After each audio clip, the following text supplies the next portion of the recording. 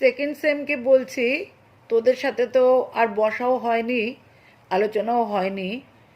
অবশ্য তোদের অনেকটাই আমার কভার হয়ে গেছিলো। সাহিত্যের ইতিহাস আমার ভাগে যা পড়ানোর ছিল আমি প্রায় পড়িয়ে এসেছিলাম।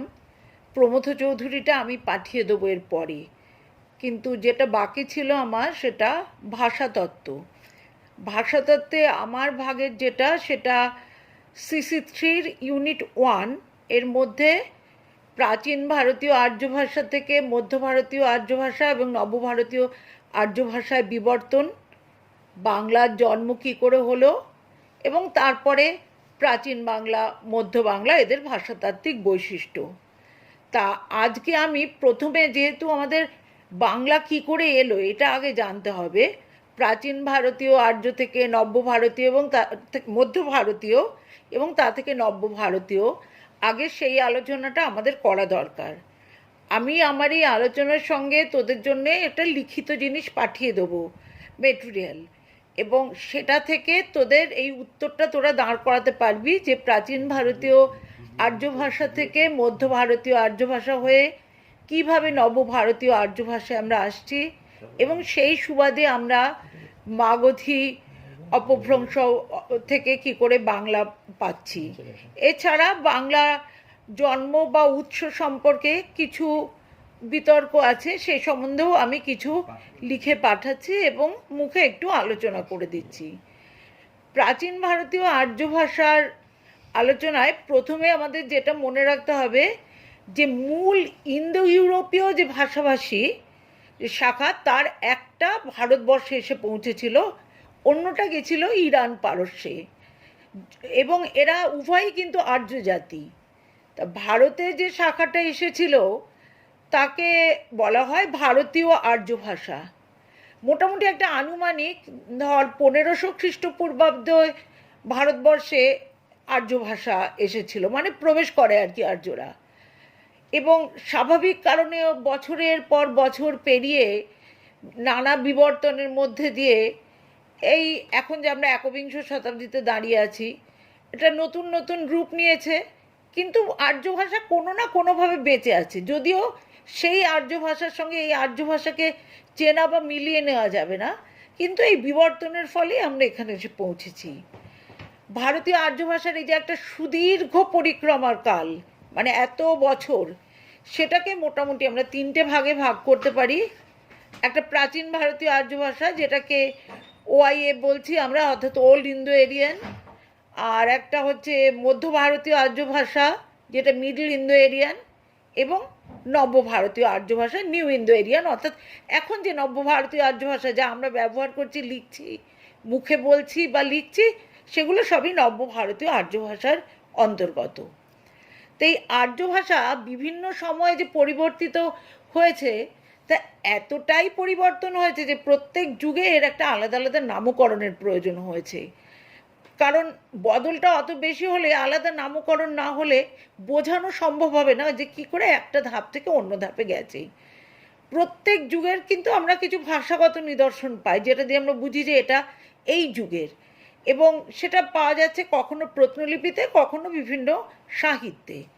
তা ভারতীয় আর্য ভাষার বিভিন্ন যুগে যে কালগত সীমা, মানে কত সময় থেকে কত সময়ে আমরা প্রাচীন ভারতীয় বলছি, কবে থেকে কবে মধ্য ভারতীয় বলছি, বা কবে থেকে কবে নব্য ভারতীয় বলছি, এবং তার কিছু ভাষাগত নিদর্শন, যে কোনটা প্রাচীন, কোনটা মধ্য, কোনটা নব্য। আমি দেখবি, আমি যে লিখিত মেটেরিয়াল পাঠাচ্ছি সেখানে আমি একটা চার্টের মতো করে দিয়েছি। বিষয়টা এইভাবে আছে যে, যেমন যুগ, কোন যুগ, প্রাচীন ভারতীয় আর্য, আর এর কালগত সীমা, অর্থাৎ কখন থেকে কখন আমরা ধরবো যে প্রাচীন ভারতীয় আর্য, সেটা আনুমানিক মোটামুটি 1500 খ্রিস্টপূর্ব, কিন্তু খেয়াল রাখবি খ্রিস্টপূর্ব থেকে 600 খ্রিস্টপূর্ব, এটা কিন্তু পুরোটাই খ্রিস্টপূর্ব, অর্থাৎ যিশুর জন্মের আগের। আর এর যুগগত মান, অর্থাৎ প্রাচীন ভারতীয় আর্যতা একটা টোটাল, তাহলে যুগের নামটা কি? যুগের নাম হচ্ছে বৈদিক ভাষা বা বৈদিক সংস্কৃত ভাষা। বৈদিক সংস্কৃত কথাটা কিন্তু ভালো করে খেয়াল করবি, কারণ এরপরে আমরা সংস্কৃতের অন্য প্রসঙ্গও আসবো, অর্থাৎ ক্লাসিক্যাল সংস্কৃত, সুতরাং যেন গুলিয়ে না যায়। আর এর নিদর্শন কি কোথায় কোথায় পাই প্রাচীন ভারতীয় আর্য ভাষার নিদর্শন? এটা বেদের, মূলত ঋগ্বেদের যে মন্ত্র অংশ সেখানে আমরা পাচ্ছি। এরপরে আমরা আসছি মধ্য ভারতীয় আর্য ভাষায়। সময়সীমা মোটামুটি আনুমানিক কোথা থেকে হবে? যেখানে প্রাচীন ভারতীয় শেষ হয়েছিল সেখান থেকে হবে 600 খ্রিস্টপূর্ব, কারণ ওটা 600 খ্রিস্টপূর্বে শেষ হয়েছিল, সেখান থেকে 900 খ্রিস্টাব্দ। এবার কিন্তু আমরা যিশুর জন্মের পরে এলাম। আর এটার যুগগত মান কি? এমনি নাম তো মধ্য ভারতীয় আর্য, কিন্তু যুগগত মান হচ্ছে প্রাকৃত ভাষা, পালি ভাষা। এই দুটোকেই আমরা এর মধ্যে পাবো। এছাড়াও কিন্তু পাবো। কেন পাচ্ছি? আমরা যখন আলোচনায় আরও বিশদে আসছি তখন বুঝতে পারবি। এই যুগে আমরা পাবো ক্লাসিক্যাল বা লৌকিক সংস্কৃত ভাষা। কেন কি আমরা পরের আলোচনায় আসছি। তা এই নিদর্শন কোথায় পাচ্ছি? আমরা অশোকের শিলালিপিতে। জানিস অশোক বৌদ্ধ ধর্ম গ্রহণ করেছিলেন এবং বুদ্ধের যে বাণী তিনি পথের পাশের বিভিন্ন শিলালিপিতে সেগুলো লিখে দেবার ব্যবস্থা করেছিলেন। আর পাচ্ছি কোথায়? সংস্কৃত নাটকের নারী এবং নিম্ন শ্রেণীর পুরুষ চরিত্র, অর্থাৎ মেয়েরা লেখাপড়া একেবারেই জানতো না, বোঝা যাচ্ছে। আর জৈন ও বৌদ্ধ ধর্মগ্রন্থ, এগুলো পাচ্ছি ক্লাসিক্যাল বা লৌকিক সংস্কৃতে। এছাড়াও পাচ্ছি প্রাকৃতে রচিত যেটা লৌকিক সংস্কৃতে, তার মধ্যে আরও পাচ্ছি মহাকাব্য সাহিত্য, যেমন কালিদাসের সংস্কৃত কাব্য নাটকে কিছু কিছু কিন্তু এগুলো ব্যবহৃত হয়েছে। এই যে লৌকিক সংস্কৃত বা ক্লাসিক্যাল সংস্কৃত, আমরা যখন আলোচনাটা এগিয়ে যাচ্ছি তখন বুঝতে পারবি যে বৈদিক সংস্কৃত বলেছিলাম আর ক্লাসিক্যাল সংস্কৃত, এর মধ্যে পার্থক্যটা কী। এরপরে আমরা আসছি নব্য ভারতীয় আর্য ভাষার কথায়। এখানে কী হবে? শেষ হয়েছিল কোথায়? মধ্য ভারতীয় আর্য 900 খ্রিস্টাব্দে। সুতরাং সেই 900 খ্রিস্টাব্দ থেকে আরম্ভ হবে। আর কাল একদম আধুনিক কাল পর্যন্ত, কারণ নব্য ভারতীয় আর্য ভাষাই এখন আমরা মুখে বলছি এবং লিখছি। এই ভাষার মধ্যে কি আছে? বাংলা তো আছেই, হিন্দি, অবধি, মারাঠি, পাঞ্জাবি, অসমিয়া এবং আরও, অর্থাৎ এক কথায় বলা যায় ভারতবর্ষের বিভিন্ন প্রদেশে যে ভাষা প্রচলিত আছে সেই ভাষাগুলোকে। তাই নিদর্শন কি? এই নিদর্শন তো একেবারেই সহজ, বুঝতেই পারছিস।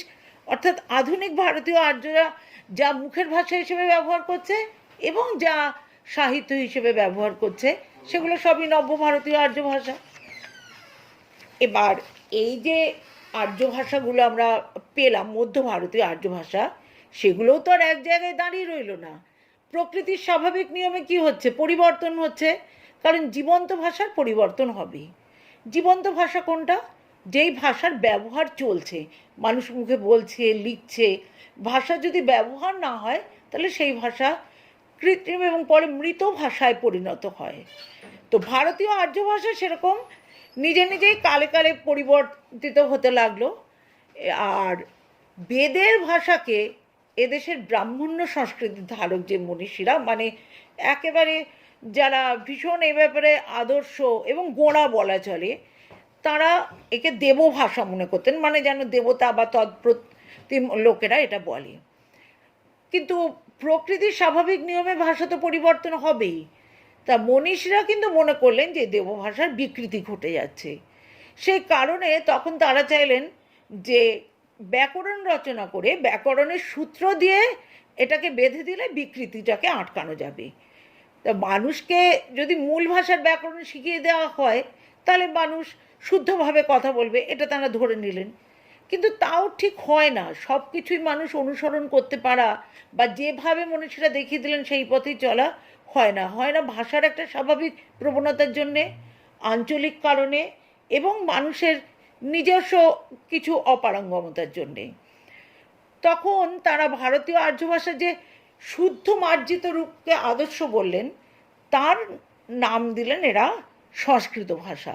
তা এই সংস্কৃত ভাষার কে করলেন? বিভিন্ন বৈয়াকরণরাই করেছিলেন, কিন্তু এর মধ্যে হচ্ছে শ্রেষ্ঠ পাণিনি। তাহলে বুঝতে পারলি কি বললাম? ওটা ছিল বৈদিক সংস্কৃত ভাষা, এটা হলো সংস্কৃত ভাষা কিছু পরিবর্তন করে দিয়ে। এই যে পাণিনি প্রবর্তিত সংস্কৃত, এটাকেই কিন্তু আমরা ক্লাসিক্যাল সংস্কৃত বা লৌকিক সংস্কৃত ভাষা বলবো। এর আলোচনা আরও আমরা এগোচ্ছি। পাণিনি নিজে ছিলেন উদিচ্য অঞ্চলের অধিবাসী, আর শিক্ষিত আর্যদের মূল জায়গাও ছিল, পীঠস্থান বলতে পারিস, ছিল পশ্চিম ভারতের সেই মধ্যদেশ। তাই এই মধ্যদেশের শিক্ষিত ব্যক্তিরা মুখে যে ভাষা ব্যবহার করতেন সেই শুদ্ধ আর্য ভাষাকেই পাণিনি আদর্শ হিসেবে গ্রহণ করেন এবং তার সঙ্গে তার নিজের মাতৃভাষা অর্থাৎ উদিচ্চ অঞ্চলের ভাষা মিশিয়ে ব্যাকরণের রূপ রচনা করলেন, যে শুদ্ধ সংস্কৃত রূপ তিনি একটা প্রণয়ন করলেন, তিনি যে শুদ্ধ সংস্কৃত রূপ মনে করেন। আমি আবার বলছি, এই শুদ্ধ সংস্কৃত রূপ কিন্তু তার আগে বৈদিক সংস্কৃত গেছে প্রাচীন আর্য ভাষার যুগে।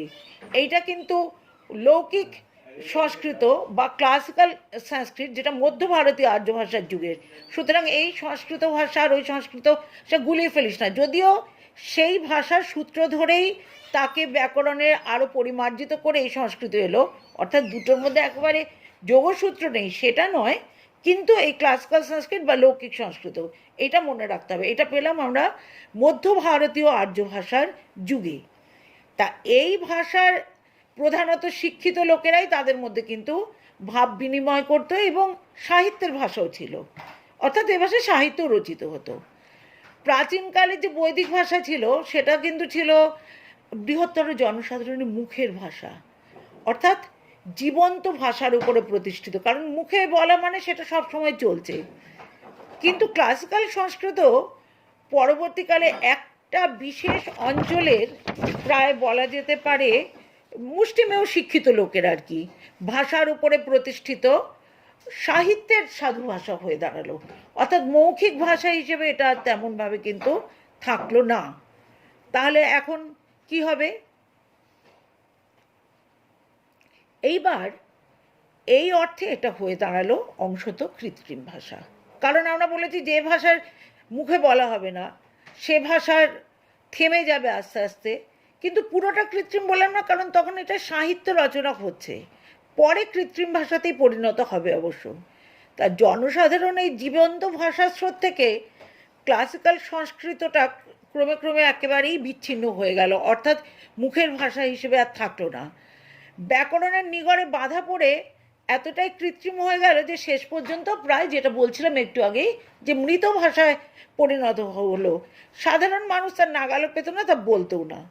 এই ক্লাসিক্যাল সংস্কৃতর বিস্তৃতিকালটা পাণিনির পর থেকে কিন্তু দীর্ঘ কয়েক শতাব্দী পর্যন্ত প্রায় ছিল, অর্থাৎ বুঝতে পারছি আমরা টাইম স্প্যানটা কিন্তু অনেক লম্বা বড়।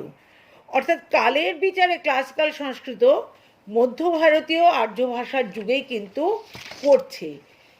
কিন্তু একটা এখানে বলার বিষয় আছে, কালের বিচারে মধ্য ভারতীয় আর্য ভাষার মধ্যে পড়ছে, কিন্তু ভাষার গঠন এবং ভাষার বৈশিষ্ট্যের দিক থেকে কিন্তু প্রাকৃতের তুলনায় বৈদিক সংস্কৃতের উত্তরাধিকারেরই এর মধ্যে বেশি দেখা যায়। এই জিনিসটা মনে রাখতে হবে, বৈদিক সংস্কৃতির উত্তরাধিকার ভাষাতাত্ত্বিক বিচারে বেশি দেখা যায়, কিন্তু কালের বিচারে যেখান থেকে মধ্য ভারতীয় আর্য ভাষা আরম্ভ হয়েছে এইটার মধ্যেই কিন্তু এই ক্লাসিক্যাল সংস্কৃতের বেশিরভাগ সময়টা পড়ছে।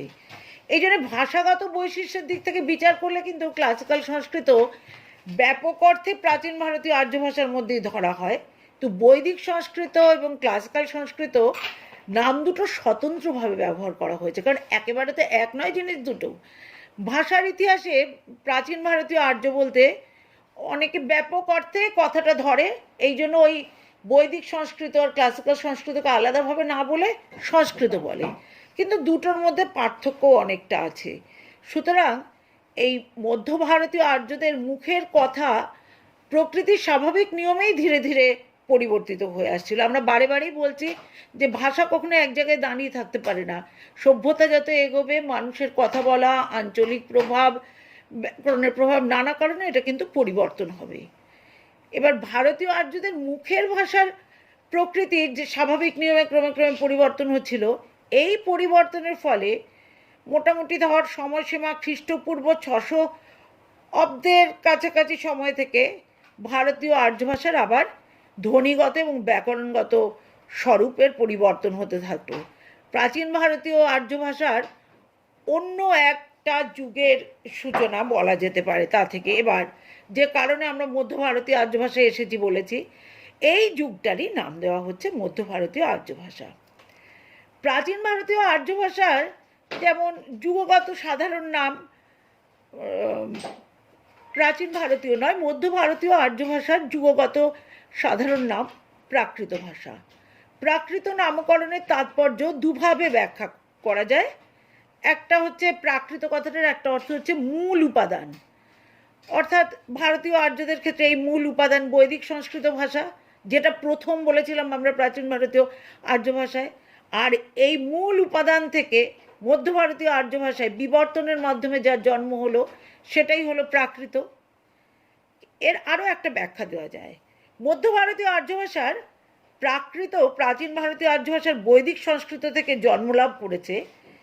আবার সংস্কৃত ভাষার স্বরূপ ও উপযোগিতার বিচারে প্রাকৃত নামের কিন্তু আর একটা তাৎপর্য আছে। কীরকম? বৈদিক সংস্কৃতের পরে ক্লাসিক্যাল সংস্কৃত যখন জনসাধারণের থেকে অনেকটা দূরে সরে যাচ্ছে, মুষ্টিমেয় শিক্ষিত লোকের মাত্র ভাষা হয়ে গেছে, তখন প্রাকৃত ভাষার আসলে জন্ম হয়েছিল। জনসাধারণের মুখের ভাষা হিসেবে এই ভাষার জন্ম।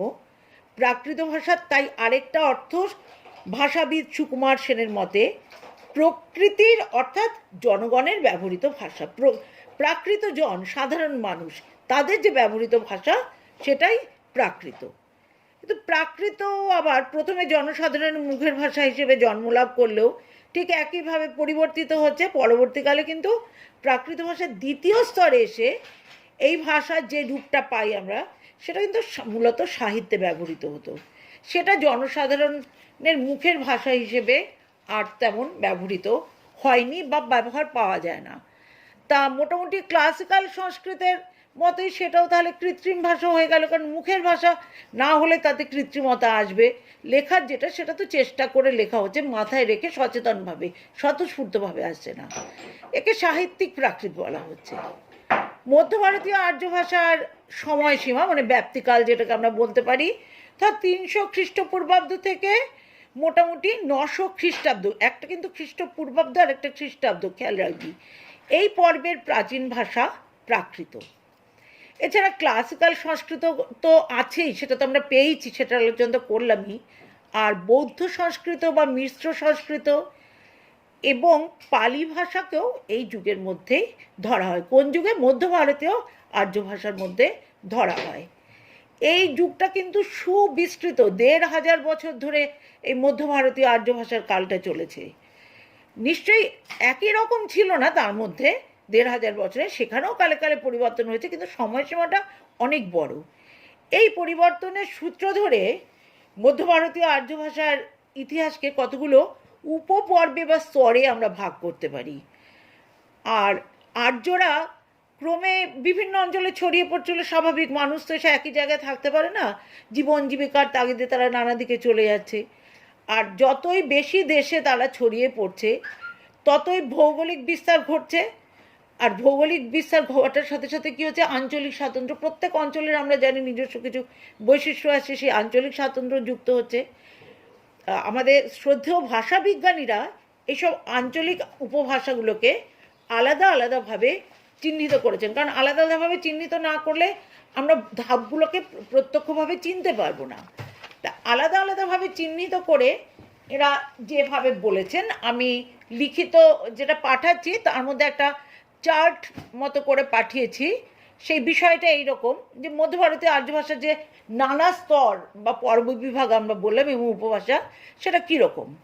যেমন প্রথম পর্বের বা স্তরের নাম হচ্ছে প্রথম স্তরের ভারতীয় আর্য, যেটা প্রত্নলিপির প্রাকৃত। প্রত্নলিপি বুঝিস তো? শিলালিপি, প্রত্নলিপি, যেগুলো আমরা পরে ঐতিহাসিক সম্পদ হিসেবে পেয়েছি, শিলালিপির প্রাকৃত। আর এর সময়সীমাটা মোটামুটি আনুমানিক খ্রিস্টপূর্ব 6ষ্ঠ শতাব্দী থেকে খ্রিস্টীয় প্রথম শতাব্দী। খ্রিস্টপূর্ব থেকে আরম্ভ, খ্রিস্টীয় প্রথম শতাব্দীতে। এটা কোন অঞ্চলের রূপ বা উপভাষা? উত্তর পশ্চিম অঞ্চলের। আর এর প্রধান নিদর্শন ছিল অশোক, মানে সম্রাট অশোকের শাহবাজগড়ি এবং মানসেহরা, এই সমস্ত অনুশাসন। অনুশাসন মানে তার নির্দেশগুলো পাথরের ওপরে খোদাই করা থাকতো। এই পর্বে আরও পাচ্ছি আমরা, কি পাচ্ছি? এই পর্বের আরও অঞ্চল যুক্ত হচ্ছে, সেটা হচ্ছে দক্ষিণ পশ্চিমা অঞ্চল। সেই একই স্তর চলছে কিন্তু ভারতীয় আর্য ভাষার যে প্রত্নলিপির প্রাকৃত, অর্থাৎ যেটা খ্রিস্টপূর্ব ষষ্ঠ থেকে প্রথম শতাব্দী, তার মধ্যেই চলছে। প্রথমটা উত্তর পশ্চিম পেলাম, যেটার অশোকের যে অনুশাসন। দ্বিতীয় অঞ্চল পাচ্ছি দক্ষিণ পশ্চিমা। এখানের যে নিদর্শন, ভাষাতাত্ত্বিক নিদর্শন, সেটা গিরনার অনুশাসন, এটা একজন নাম অনুযায়ী হয়েছে। এই একই সময়, অর্থাৎ খ্রিস্টপূর্ব ষষ্ঠ থেকে প্রথম খ্রিস্টীয় প্রথম, এর মধ্যে আরেকটা অঞ্চল পাচ্ছি প্রাচ্য মধ্যা। তার ভাষাতাত্ত্বিক নিদর্শন কি? কালসি অনুশাসন, স্থান নাম অনুযায়ী হচ্ছে কালসি অনুশাসন। ওই সবগুলোই আর কি শিলালিপি, খোদাই করা লিপি। আর এর শেষ অঞ্চলটা হচ্ছে প্রাচ্যা, অর্থাৎ আমরা প্রথম স্তরের ভারতীয় আর্য, যেটাকে প্রত্নলিপির প্রাকৃত বলছি, সেটাকে চারটে অঞ্চলের কথা আমরা বললাম: উত্তর পশ্চিম, দক্ষিণ পশ্চিমা, প্রাচ্য মধ্যা এবং প্রাচ্যা। প্রাচ্যার নিদর্শন হচ্ছে ধৌলি ও জৌগড় অনুশাসন। ধৌলি এবং জৌগড় দুটোই জায়গার নাম। তাহলে প্রথম স্তরের মধ্যে, অর্থাৎ যেটা সময়সীমা খ্রিস্টপূর্ব ষষ্ঠ শতাব্দী থেকে খ্রিস্টীয় প্রথম, তার মধ্যে আমরা এগুলো পেলাম। এবার আমরা আসছি দ্বিতীয় স্তরের মধ্য ভারতীয় আর্য ভাষা। এটা কিন্তু সাহিত্যিক প্রাকৃত। আমরা বলেছিলাম যে আস্তে আস্তে ছড়িয়ে পড়ার জন্য আর মুখের ভাষা হিসেবে রইল না। এর সময়সীমা কোথা থেকে আরম্ভ হবে? আগে যেটা শেষ হয়েছে সেখান থেকে আরম্ভ হবে, মানে খ্রিস্টীয় প্রথম শতাব্দী থেকে আরম্ভ, আর খ্রিস্টীয় ষষ্ঠ শতাব্দী পর্যন্ত মোটামুটি চলেছে। আমরা কিন্তু এগুলো আনুমানিক সবটাই বলছি, কারণ একেবারে পাথুরে নিদর্শন বা পাথুরে প্রমাণ তো পাওয়া যায় না। ভাষাতাত্ত্বিকেরা গবেষণা করে মোটামুটিভাবে যখন থেকে পরিবর্তন দেখেছেন সেইভাবে নির্দেশ করেছেন। আর কোনো একটা কাল বা ভাষা একেবারে রাতারাতিও পরিবর্তিত হয়ে যায় না। এই জন্যে একটার প্রভাব অন্যটার মধ্যে কিছু না কিছু মিশে থাকে, কিন্তু এতটাই নতুন হয়ে যায় যে সেটাকে আবার আমরা একটা আলাদা সময় বা আলাদা স্তর বলে চিহ্নিত করি। তা এই স্তরের যে আঞ্চলিক ভাষা, সেটা কি?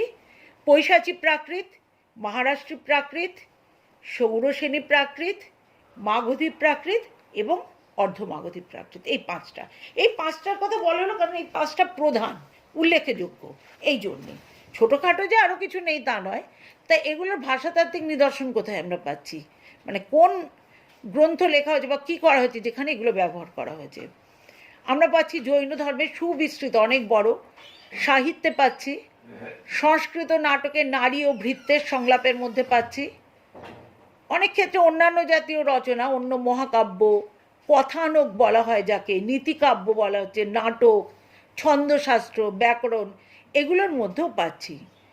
তবে এটা মনে রাখতে হবে, সব রকম প্রাকৃতের নিদর্শন কিন্তু সমান পাওয়া যায় না, কোনোটা বেশি, কোনোটা কম, কোনোটা প্রায় নেই বললেই চলে, এই রকম। তাহলে এটা গেল আমাদের দ্বিতীয় স্তরের মধ্য ভারতীয় আর্য ভাষা। আমরা আসছি তৃতীয় স্তরের মধ্য ভারতীয় আর্য ভাষায়। এইখানে পাচ্ছি আমরা কি? কোনটা? অপভ্রংশ এবং অবহট্ঠ। আচ্ছা, অপভ্রংশ এবং অবহট্ঠকে মনে রাখতে হবে যে এটা কিন্তু 3 এবং 4 নয়, স্টেপ 3, 4 নয়, এটা দুটোই তৃতীয় স্তরে। অপভ্রংশ তার একটা ধাপ আর অবহট্ঠ তার একটা ধাপ।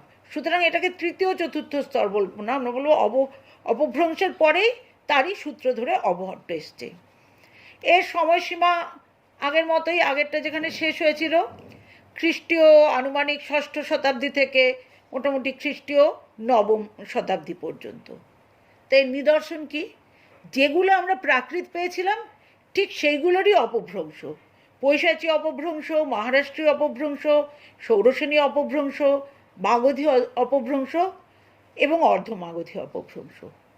তাই নিদর্শন কিসে পাই? কোথায় এইগুলো ব্যবহার করা হয়েছিল? কোথায়? কয়েকটা মহাকাব্যে, কথনক কাব্যে, কিছু কিছু বিচ্ছিন্ন গীতি কবিতা, সংস্কৃত নাটকের কোনো কোনো সংলাপ এবং গানে এগুলো মোটামুটিভাবে পাওয়া গিয়েছিল।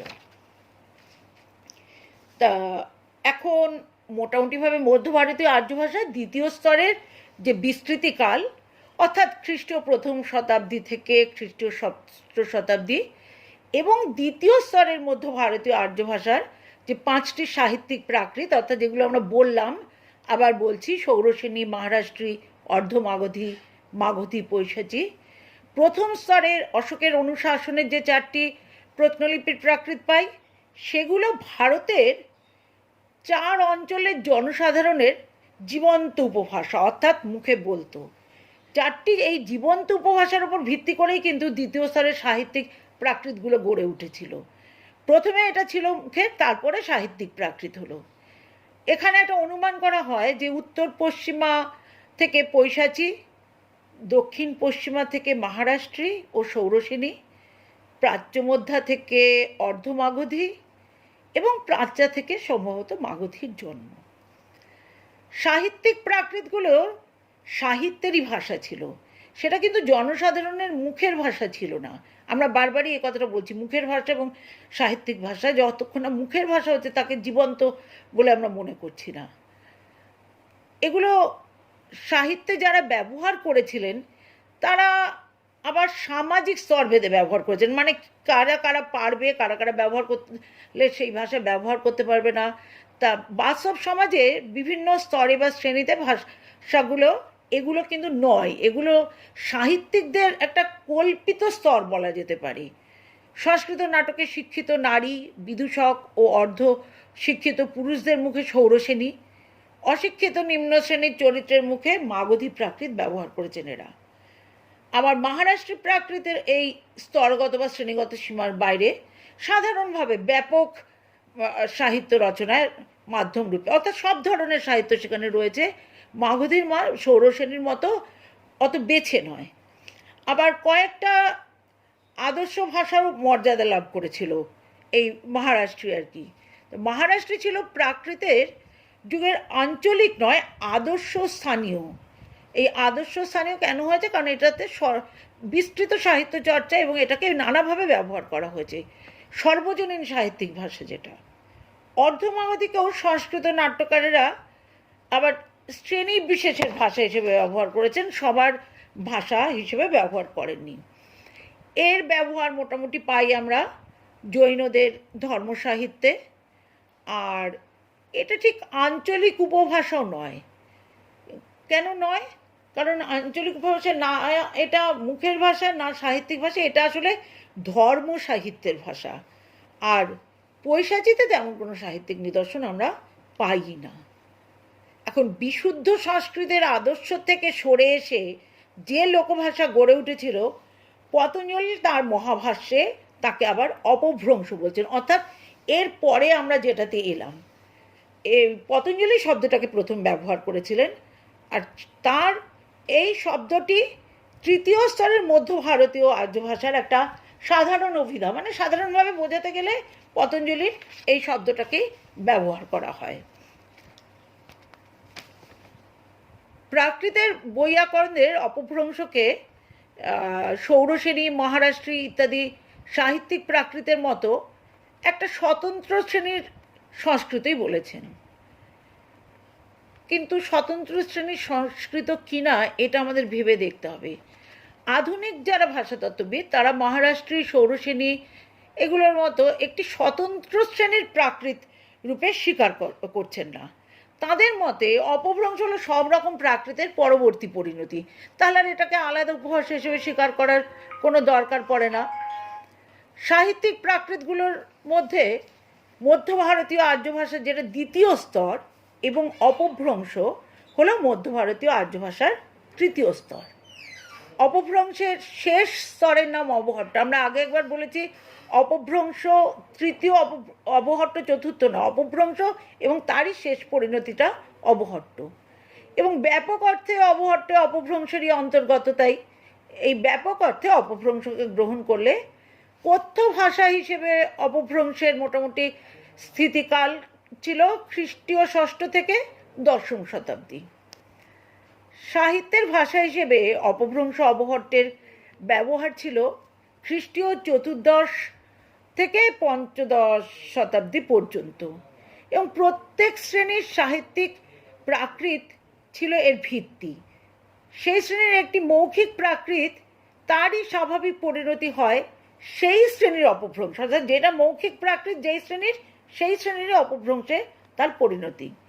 যেমন ষৌরসেনী প্রাকৃত থেকে ষৌরসেনী অপভ্রংশ, মহারাষ্ট্রী প্রাকৃত থেকে মহারাষ্ট্রী অপভ্রংশ, অর্ধমাগধী প্রাকৃত থেকে অর্ধমাগধী অপভ্রংশ, মাগধী প্রাকৃত থেকে মাগধী অপভ্রংশ, পৈশাচী প্রাকৃত থেকে পৈশাচী অপভ্রংশ। তা এদের মতে প্রাকৃতের শেষ স্তরের মৌখিক ভাষা অপভ্রংশ নয়, অপভ্রংশ সাহিত্যিক ভাষায়। সেই জন্যে আমাদের অবহট্টের জন্য অপেক্ষা করতে হচ্ছে, এবং অবহট্টকে আমরা চতুর্থ স্তর বলছি না, এরই চূড়ান্ত পরিণতি বলছি। প্রত্যেক সাহিত্যিক প্রাকৃতের কথ্য ভিত্তির ওপর যেমন সেই শ্রেণীর অপভ্রংশে জন্ম হয়, তেমন অপভ্রংশের পরবর্তী পরিণতি হলো সেই শ্রেণীর অবহট্ট। কিরকম মহারাষ্ট্রী প্রাকৃত থেকে মহারাষ্ট্রী অপভ্রংশ, তাহলে অবশ্যই মহারাষ্ট্রী অবহট্ট। সৌরশ্রেণী প্রাকৃত থেকে সৌরশ্রেণী অপভ্রংশ, তাহলে সৌরশ্রেণী অবহট্ট আসবে। তারপরে মাগধী প্রাকৃত থেকে মাগধী অপভ্রংশ, অতএব মাগধী অবহট্ট আসছে। অর্ধমাগধী প্রাকৃত থেকে অর্ধমাগধী অপভ্রংশ, অতএব তার থেকে পৈশাচী প্রাকৃত। পৈশাচী অপভ্রংশ থেকে আসছে পৈশাচী অবহট্ট। এখন অবহট্ট ক্রমে মধ্য ভারতীয় আর্য ভাষার যুগটা শেষ হয়ে যায় এখানে এসে, কারণ এরপরে মধ্য ভারতীয় আর্য ভাষার আর দেখা যায় না, নতুন পরিবর্তন, অবহট্ট থেকে নতুন সূত্রপাত হয়ে গেল। অপভ্রংশ মধ্য ভারতীয় আর্য ভাষার তৃতীয় স্তর, অতএব এখান থেকে তৃতীয় স্তর আরম্ভ হয়ে গেছে। অবহট্ট অবশ্যই তৃতীয় স্তরের শেষ ধাপ, কারণ আমরা বলেছি এটা 3 আর 4 নয়, 3-এরই অপভ্রংশ 3 এবং অবহট্ট তারই শেষ ধাপ। কথ্য ভাষা হিসেবে অবহট্টের স্থিতিকাল মোটামুটি আনুমানিক খ্রিস্টীয় 5ম শতাব্দী পর্যন্ত। তাহলে এবারে এসে গেল তৃতীয় স্তর, মানে নব্যভারতীয় আর্য ভাষার স্তর। নব্যভারতীয় আর্য ভাষা ভারতে প্রচলিত আর্য ভাষার বিবর্তনের তৃতীয় ধাপ এবং শেষ ধাপ আপাতত। বলা বাহুল্য, নব্যভারতীয় আর্য ভাষা বলতে কোনো একটা ভাষাকে বোঝায় না। আমরা প্রথম যে চার্টটা দিয়েছিলাম সেখানেই আমরা দেখিয়েছি, খ্রিস্টীয় আনুমানিক নবম দশম শতাব্দী থেকে ভারতে আর্য শাখা থেকে যেসব নতুন ভাষাগুলো জন্ম নিল, অর্থাৎ নব্যভারতীয় আর্য ভাষায়, তাদের সবাইকেই মোটামুটি বোঝাচ্ছে। কীরকম নবভারতীয় আর্য ভাষার ইতিহাসের একটা পর্ব বলা যেতে পারে, যেরকম আগেরগুলোও একটা। আর এই পর্বের ভারতীয় আর্য ভাষাগুলো বাংলা, হিন্দি, মারাঠি, অবধি, পঞ্জাবি, অর্থাৎ এর আগের চার্টে আমি যেগুলোর উল্লেখ করেছি। তাহলে প্রাচীন ভারতীয় আর্য ভাষা থেকে মধ্য ভারতীয় আর্য ভাষা হয়ে নব্য ভারতীয় আর্য ভাষায় এলাম, এবং বাংলা কী করে পেলাম আমরা বুঝতে পারছি। প্রথমে বৈদিক সংস্কৃত ছিল, তারপরে সেটাকে কিছু ব্যাকরণীয় নিগড়ে বেঁধে লৌকিক সংস্কৃত, তারপর সেই লৌকিক সংস্কৃত থেকে প্রাকৃতের শিলালিপি স্তর, সাহিত্যিক প্রাকৃত, এবং শেষে অপভ্রংশ অবহট্ট তৃতীয় স্তরে এসে তার অন্তর্গত হিসেবে আমরা পাচ্ছি নব্যভারতীয় আর্য ভাষার যে ভাষাগুলো। এই ধারাটা, এটা আমাদের একটা প্রশ্নের আকারে প্রায়ই থাকে, সুতরাং এটা আমাদেরকে পড়তে হবে। যেটা বললাম, আলোচনা করলাম, এবং আমি লিখিত আকারেও পাঠাচ্ছি। এর সাথে একটা প্রশ্ন অনেক সময় থাকে যে সংস্কৃতকে কি বাংলা ভাষার জননী বলা যায়? বাংলা তো পেলাম, যেহেতু বৈদিক সংস্কৃত, যেহেতু ধাপের পর ধাপ আসছে, তাহলে আমরা কি বাংলাকে বলবো সংস্কৃত থেকে এসছে? এটা আমাদের একটু আলোচনা করে নেওয়া দরকার। গোটা পৃথিবীতে প্রায় 4000 ভাষা বংশের মধ্যে ইন্দো ইউরোপীয় বা মূল আর্য ভাষা বংশটি নানা কারণে সব থেকে গুরুত্বপূর্ণ, যেটা থেকে আমাদেরটা এসেছে। এই ভাষা বংশ থেকে জাত আধুনিক যে ভাষাগুলো পৃথিবীর বিভিন্ন অঞ্চলে, 2 বিশাল মহাদেশে ইউরোপ ও এশিয়ার অনেকটাই অংশে প্রচলিত। অর্থাৎ বুঝতেই পারছিস যে এটার ব্যাপ্তি কত বড়। শুধু ভৌগোলিক বিস্তার নয়, মানে ভূগোলের ম্যাপের সীমানা অনেক বড় তা নয়, সাংস্কৃতিক সমৃদ্ধি যেটাকে আমরা বলি সেটাও এই ভাষা বংশ থেকে পাওয়া গেছে, এবং আধুনিক ভাষাগুলো পৃথিবীতে প্রাধান্য লাভ করেছে। এই বংশের প্রাচীন ভাষা সংস্কৃত, গ্রিক, ল্যাটিন এগুলো। তো বৈদিক সাহিত্যের সংহিতার যে সুক্ত, সংস্কৃতের মহাকবি ব্যাস, বাল্মীকি, রামায়ণ, মহাভারত, কালিদাসের কাব্য, নাটক ইন্দো ইউরোপীয় বংশের প্রাচীন সাহিত্য কীর্তি, অর্থাৎ বৈদিক সংস্কৃত থেকে আমরা যে পেয়েছি। এই ইন্দো ইউরোপীয় বা মূল আর্য ভাষা বংশই হলো বাংলা ভাষার আদি উৎস। তাহলে প্রশ্নটা থাকছে যে যখন আর্য এই ভাষা বংশের আদি উৎস, তাহলে প্রথম ছিল বৈদিক ভাষা বা বৈদিক সংস্কৃত, কিন্তু আমরা কি ঠিক তা বলতে পারি? তা নয়, সেই জন্য আলোচনার আরও একটু অংশ থেকে যায়। কিন্তু এই আদি উৎস থেকে বিবর্তনের পরবর্তী ধাপে বাংলা ভাষার জন্ম হয়নি, যে আদি উৎস তারপরেই বাংলা এসে গেছে সেটা কিন্তু নয়। ভাষার স্বাভাবিক পরিবর্তন এবং ক্রমবিকাশের মধ্যে দিয়ে অনেক অনেক স্তর সময় পেরিয়ে তবে বাংলা জন্মলাভ করেছে।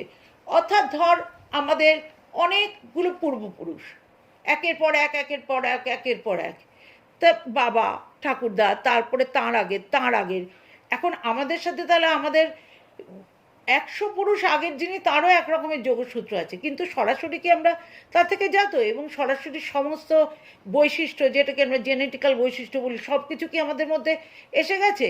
কারণ সময় সভ্যতা তার মধ্যে অনেক পরিবর্তন ঘটিয়েছে, এই জন্য আমরা সরাসরি আবার বাংলাকে সেখান থেকে আসে এটাও বলতে পারছি না। একটা ধারণা আছে যে সংস্কৃত থেকে বাংলা ভারতের অন্যান্য এবং ভারতের অন্যান্য আধুনিক ভাষাগুলোও জন্মলাভ করেছে, কিন্তু এটা সম্পূর্ণ ঠিক তাও আবার বলা যায় না। প্রথমত সংস্কৃত ছিল ইন্দো ইউরোপীয় বা আর্য ভাষা বংশের, কিন্তু ভারতের আর্য, দ্রাবিড় ভাষা, অস্ট্রিক ভাষা প্রভৃতি বংশের অনেক ভাষা আছে যেগুলো আর্য পূর্ব, যেগুলো সংস্কৃত থেকে কিন্তু তার জন্ম হয়নি। এছাড়া পাঞ্জাবি, মারাঠি, অবধি, বাংলা এসব যে আধুনিক ভারতীয় ভাষা ইন্দো ইউরোপীয় বা আর্য ভাষা বংশ থেকে জাত, সেগুলোর জন্মও ঠিক সংস্কৃত থেকে হয়নি। তাহলে কি হয়েছে? সূক্ষ্ম বিচারে সংস্কৃত হলো বৈদিক পরবর্তী একটা প্রায় কৃত্রিম সাহিত্যিক ভাষা। কৃত্রিম সাহিত্যিক ভাষা আমরা কোনটাকে বলি? যেটা মুখে ব্যবহার করা হয়নি সাহিত্যিকের, অর্থাৎ চেষ্টাকৃতভাবে, এবং তার ফলে ওটা মৃতপ্রায় হয়ে গেছিল। সুতরাং তা থেকে আমরা সরাসরি পেয়েছি এটা বলা যায় না। ফলে জীবন্ত ভাষার মতো তার কোনো বিবর্তনও হয়নি, তার থেকে কোনো নতুন ভাষা উত্তরাধিকার হয়নি, অর্থাৎ নতুন ভাষার জন্মও হয়নি। ঠিক ঠিক বলতে গেলে বৈদিক ভাষাই ছিল জীবন্ত ভাষা, এর যে কথ্য ভিত্তি ছিল তার যে বিবর্তনের ধারা মধ্যবর্তী স্তর হয়ে বাংলা এই সমস্ত যে নব্যভারতীয় আর্য ভাষা যেগুলোর কথা বললাম যার জন্ম হয়েছে, সুতরাং অব্যবহিত জন্ম উৎস বৈদিক ভাষার কথ্যরূপ থেকে জাত মধ্য ভারতীয় আর্য ভাষার শেষ স্তর বিভিন্ন অপভ্রংশ অবহট্ট ভাষা। এটা কিন্তু মনে রাখতে হবে। আবার বলছি যে এই যে আমরা যে ভাষাগুলোকে পাচ্ছি সেটা বৈদিক ভাষার ছিল জীবন্ত, তার যে কথ্য ভিত্তি, তার যে বিবর্তন হয়েছিল সেই বিবর্তনের ধারায় মধ্যবর্তী স্তর হয়ে বাংলা এই সমস্ত নব্যভারতীয় আর্য ভাষাগুলি জন্ম নিয়েছে। এবং অব্যবহিত জন্ম উৎস বলতে গেলে বলতে হবে বৈদিক ভাষার কথ্যরূপ থেকে আমরা যে মধ্য ভারতীয় আর্য ভাষা পেয়েছিলাম এবং শিলালিপি স্তর, সাহিত্যিক স্তর পেরিয়ে শেষ স্তরে যে বিভিন্ন অপভ্রংশ পেয়েছি এবং তার শেষ ধাপ অবহট্ট, সেখান থেকেই এসছে। আর সেই বিচারে বাংলার জন্ম বিশেষজ্ঞরা মনে করেন যে মাগধী অপভ্রংশ অবহট্ট থেকে। হ্যাঁ, তবে একটা কথা, মধ্য ভারতীয় যে প্রাকৃত, সেই প্রাকৃতের বিভিন্ন শেষ যে স্তর, সেই শ্রেণীর অপভ্রংশ অবহট্ট অনেক সময় কল্পনা করা হয়েছে, কিন্তু সব রকমের প্রাকৃতের যে বা অপভ্রংশ অবহট্টের লিখিত নিদর্শন পাওয়া গেছে তা কিন্তু নেই। কথাটা আমরা আগেও একবার বলেছিলাম প্রথম প্রাকৃতের কথা বলতে গিয়ে, যে সব কিছুর নিদর্শন একই রকম পাওয়া যায়নি। একমাত্র ষৌড়শিনী অপভ্রংশ অবহট্টের লিখিত নিদর্শন আছে। আমাদের বাংলা ভাষার উৎসস্থানীয় যে মাগধী অপভ্রংশ অবহট্ট, তার কিন্তু কোনো লিখিত প্রমাণ পাওয়া যায়নি। সেই কারণে আবার কিছু কিছু ভাষা বিজ্ঞানীরা কিন্তু মাগধী অপভ্রংশের অস্তিত্ব সম্পর্কে একটা সন্দেহ প্রকাশ করছে যে আদৌ কি এটা ছিল। তাদের মতে মাগধী অপভ্রংশ না বলে আদর্শ কথ্য প্রাকৃত থেকে বাংলার জন্ম, এটা বলাই ঠিক। কিন্তু আদর্শ কথ্য প্রাকৃতের আবার লিখিত প্রমাণ পাওয়া যায় না। এটা একটা অনুমিত স্তর যে ছিল, না হলে আসতে পারতো না পরের স্তরটা। অন্যদিকে অনেক বিশিষ্ট ভাষাবিজ্ঞানীরা আবার সিদ্ধান্ত করেছেন, যারা সংখ্যায় বেশি এবং খুবই নামীও বটে, তাঁরা সিদ্ধান্ত করেছেন যে মাগধী অপভ্রংশ অবহট্ট থেকেই বাংলার জন্ম। তা সেই বিশিষ্ট বিশেষজ্ঞ এবং যারা সংখ্যায় অনেক যা বলেছেন, আমরা তাদের মত অনুযায়ী শেষ মতটাই গ্রহণ করছি, অর্থাৎ অপভ্রংশ অবহট্ট, মাগধী অপভ্রংশ অবহট্ট থেকে বাংলার জন্ম। তবে আমরা কিন্তু যখন এটা লিখবো বা আলোচনা করব, এই যে বললাম এটা নিয়ে যে একটা মতপার্থক্য আছে এটুকুর কিন্তু উল্লেখ করে দেবো। এটা আমরা গ্রহণ করলাম কারণ এই মতটাই অধিক প্রচলিত। একটা ছক আমি পাঠাচ্ছি, যেটা থেকে ছকের মধ্যে দিয়ে বাংলাটা কিভাবে এসছে আমরা বলবো। সেটা প্রথম ইন্দো ইউরোপীয় বা মূল আর্য ভাষা বংশ, কারণ ওটাই থেকেই আমরা বাংলা পেয়েছি। তা থেকে যে ভাষাগুলো আমরা পেয়েছিলাম সেগুলো ইন্দো ইরানীয়, বাল্টোস্লাভিক, আলবেনীয়, আর্মেনীয়, গ্রিক, ইটালিক, টিউটনিক, কেল্টিক, তোখারীয় এবং হিথীয়। আচ্ছা, এইবার এগুলো থেকে কি পেলাম? ইন্দো ইরানীয় থেকে পেলাম আমরা ইরানীয় আর্য আর দরদীয়। এইবার ইরানীয় আর্য থেকে ইরানীয় আর্য পেলাম, দরদীয় পেলাম, আর এখান থেকে ইরানীয় আর্য ভাষা থেকে আমরা পেলাম প্রাচীন ভারতীয় আর্য। তা প্রাচীন ভারতীয় আর্য ভাষার অন্তর্গত আমরা কি পাচ্ছি? একটা পাচ্ছি কথ্যরূপ, একটা পাচ্ছি সাহিত্যিক রূপ, যেটা ওই বৈদিক ভাষা ছান্দস ইত্যাদিতে ব্যবহার করা হয়েছে। কথ্যরূপ কোন কোন অঞ্চলের পাচ্ছি? প্রাচ্যা, উদিচ্য, মধ্যদেশীয় এবং দাক্ষিণাত্যের। প্রাচ্যা থেকে আবার পাচ্ছি প্রাচ্য মধ্যা এবং প্রাচ্যা। এই প্রাচ্যা থেকে আমরা পাচ্ছি মাগধী প্রাকৃত, মাগধী প্রাকৃত থেকে পাচ্ছি মাগধী অপভ্রংশ ও অবহট্ট। আবার মাগধী অপভ্রংশকে দুটো অঞ্চল হিসেবে আমরা বলছি, পশ্চিমা আর পূর্বী। পূর্বীর থেকে পাচ্ছি আমরা বঙ্গ অসমিয়া এবং ওড়িয়া। বঙ্গ অসমিয়া কথাটা কেন বললাম? কারণ একসময় বাংলা আর অসমিয়াটাকে একই ভাষা বলে ধরা হতো, পরে যথেষ্ট পার্থক্য হয়ে যাওয়া এদের মধ্যে, তাই বঙ্গ অসমিয়া থেকে আবার দুটো ভাগ হয়ে গেল, বাংলা আর অসমিয়া। এইভাবে আমরা বাংলা পেলাম। এটা একটা ছক হিসেবে আমি আমার নোটের সাথে দিয়ে দিয়েছি। তাহলে আমরা এখানে পেলাম প্রাচীন ভারতীয় আর্য ভাষা থেকে মধ্য ভারতীয় হয়ে নব্য ভারতীয় আর্য ভাষা, তাদের বিভিন্ন স্তর, স্তরগত বৈশিষ্ট্য, তাদের নিদর্শন এবং কোন কোন কারণে নতুন স্তরে এলো বা নতুন স্তরকে মনে করা হচ্ছে সেগুলো, আর বাংলার জন্ম এবং বাংলা ভাষা সংস্কৃত থেকেই ঠিক জাত কিনা তার সম্বন্ধে যে একটু বিতর্ক আছে সেই সম্পর্কিত আলোচনা। এরপরে আমি পাঠাবো, বাংলা আমরা পেয়ে গেলাম, এরপরে আমি পাঠাবো প্রাচীন বাংলার ভাষাতাত্ত্বিক বৈশিষ্ট্য আর মধ্য বাংলার ভাষাতাত্ত্বিক বৈশিষ্ট্য। এই দুটো পাঠালে আমার দিক থেকে কিন্তু ভাষা বিজ্ঞানের মানে ভাষাতত্ত্বের উত্তর পাঠানো হয়ে যাবে। আমার সাহিত্যের ইতিহাস প্রায় পড়ানো হয়ে গিয়েছিল, প্রমথ চৌধুরীটা আমি পড়িয়ে দেবো বলেছিলাম, সেটা আমি পাঠাবো। এই দুটো আগে পাঠিয়ে নিই ভাষাতত্ত্বের ওটা, কারণ ওখানে ইম্পর্ট্যান্ট যেগুলো সেগুলো আমাদের সবই পড়া হয়ে গিয়েছিল ক্লাসে। ঠিক আছে, তাহলে এই পর্যন্ত থাকলো। সবাই ভালো থাকিস, খুব ভালো থাকিস, সাবধানে থাকিস। আর পরীক্ষা তো হবেই আগে বা পরে যখনই হোক, সুতরাং প্রস্তুতির মধ্যেই আমরা থাকবো।